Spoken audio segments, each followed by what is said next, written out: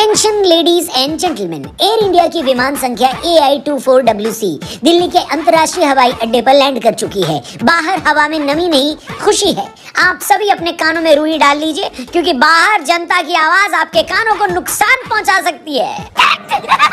शायद यही अनाउंसमेंट हुई होगी जब कल टीम इंडिया का विमान दिल्ली उतरा होगा। बहुत बहुत मुबारक हो दोस्तों, वर्ल्ड चैंपियन इंडिया वापस आ चुकी है। हमारी टीम का क्या भयंकर स्वागत हुआ है। देखो 17 साल पहले भी जब हम वर्ल्ड कप जीते होंगे तब भी शायद यही सेलिब्रेशन रहा होगा, लेकिन तब तो हम नादान बालक थे, इसलिए याद कुछ नहीं है। लेकिन अब कल जो सेलिब्रेशन हुआ है उसकी एक एक झलकी, एक एक बात आपको इस वीडियो में पता चलेगी। मजा ना आए तो पैसे वापस वाला वीडियो है, व्हाट्सएप पर फैला दो, सोशल मीडिया पर लिंक लगा दो, पूरी दुनिया को पता चलना चाहिए कि चैंपियंस का स्वागत आखिर होता कैसे है। तो दोस्तों शुरुआत हुई सुबह 6 बजे के करीब। अगर आप दिल्ली में नहीं है तो आपको बता दूं कि दिल्ली में एकदम मस्त चाय पकौड़ी वाला मौसम है, मीठी मीठी ठंड हो जाती है सुबह। ऐसे मौसम में दिल्ली वाले सुबह 10 बजे तक चद्दर तान के सोते हैं और मजा ले कि कोई माई का लाल उनको बिस्तर से निकाल दे। लेकिन कल सुबह 5 बजे से ही एयरपोर्ट पर भीड़ जम चुकी थी। लोग वेट कर रहे थे कि कब फ्लाइट लैंड होगी। सब पायलट को ये कहना चाह रहे थे कि भाई 100-200 एक्स्ट्रा ले ले, लेकिन जल्दी लैंड करा दे। फ्लाइट AI24WC यानी एयर इंडिया 2024 वर्ल्ड कप सुबह 6 बजे के करीब दिल्ली लैंड करी और रोहित शर्मा की टीम फैंस के नारों के बीच बस में सवार होकर दिल्ली के धौला कुआं में अपने होटल पहुंच गई। यहाँ पर उनका स्वागत ढोल नगाड़े और डांस के साथ हुआ। हार्दिक पांड्या, यशस्वी जायसवाल और सूर्य कुमार यादव ने जमकर डांस दिखाया, लेकिन महफिल लूट ली रोहित शर्मा ने जब उन्होंने उतरकर वर्ल्ड कप की ट्रॉफी को हवा में लहराया। वो मेडल का टुकड़ा जिसको जीतने के लिए 2007 से हम परेशान थे, भारतीय धरती पर 2024 में उसी की पहली झलक हमने देखी। इसके बाद होटल में केक कटिंग सेरेमनी हुई और खिलाड़ी अपने अपने रूम में पहुंच गए। इसके बाद टीम होटल से तैयार होकर बस में बैठी, लेकिन बस चली नहीं, क्योंकि कुलदीप यादव ने आने में थोड़ी देर लगाई थी। जब आए तो उनके बालों को देखकर लगा था कि भैया नहा धोकर पहुंचे।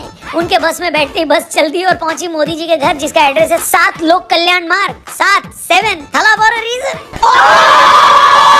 यहाँ मोदी जी ने पूरी व्यवस्था कर रखी थी। कैमरा वाला एकदम तैयार था, जिसने मोदी जी के साथ पहले ग्रुप पिक्चर निकाली, उसके बाद सबकी सोलो पिक्चर भी निकाली। यहाँ से खा पी कर टीम निकल गई सीधे एयरपोर्ट के लिए, जहाँ पर उनके लिए इंतजार कर रही थी फ्लाइट UK 1845। इस फ्लाइट नंबर पर भी गौर कीजिए, फ्लाइट नंबर के साथ कोहली और रोहित को ट्रिब्यूट दिया गया। फिर जैसे ही फ्लाइट मुंबई पहुंची, वहाँ उसे वाटर कैनन से सैल्यूट दिया गया। यही नहीं, अभी और सुनिए, मुंबई में दोपहर के टाइम ही मरीन ड्राइव जाम हो गया था। भैया मुंबई पुलिस ने पहले ही बता दिया था कि अगर आपको खुला वातावरण पसंद है तो मरीन ड्राइव की तरफ ड्राइव करके मत जाइए। लेकिन जब यहाँ पर ओपन बस से सवार होकर टीम इंडिया आई तो यकीन मानिए दोस्तों, कई लोगों के तो आंसू कम पड़ गए।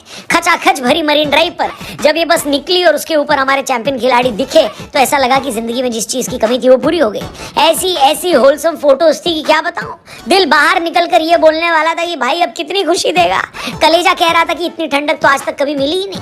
मेरे हिसाब से तो एक साथ एक जगह पर इतने खुश लोगों के इकट्ठा होने का रिकॉर्ड बन गया होगा।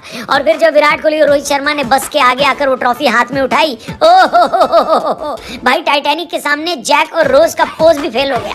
फिर रोहित शर्मा ने शाहरुख खान वाला पोज भी कर दिया और जनता उतनी ही पागल हुई जितनी मन्नत के बाहर होती है। कुल मिलाकर एक बात क्लियर हो गई दोस्तों कि इस देश का सबसे बड़ा धर्म क्रिकेट है। बेहतरीन बस राइड के बाद टीम वानखेड़े पहुंची और यहाँ पर भी होलसम मोमेंट्स की कोई कमी नहीं थी। 2 महीने पहले तक हार्दिक पांड्या को ट्रोल कर रहा वानखेड़े का क्राउड हार्दिक के नारे लगा रहा था, और वानखेड़े में ट्रॉफी के साथ एंट्री मुंबई के कप्तान हार्दिक ने ही करी। विराट कोहली को जब बोलने के लिए बुलाया गया तो उन्होंने जसप्रीत बुमराह के लिए तालियां बजवा दी। रोहित शर्मा के साथ गले मिलने वाले मोमेंट को अपना सबसे स्पेशल मोमेंट बता दिया। रोहित शर्मा को तो वानखेड़े की जनता ने पहले ही बोलने नहीं दिया, लेकिन जब रोहित बोले तो उन्होंने दिल जीत लिया। कोहली ने बुमराह के लिए ताली बजवाई थी, लेकिन रोहित शर्मा ने हार्दिक पांड्या के लिए तालियां बजवा दी और कहा कि सबसे इंपॉर्टेंट आखिरी ओवर फेंकने के लिए हार्दिक पांड्या तारीफ के काबिल है। और दिन का सबसे बढ़िया पार्ट आया तब जब टीम इंडिया वानखेड़े में विक्ट्री लैप ले रही थी और कोहली रोहित एक साथ डांस करने लगे।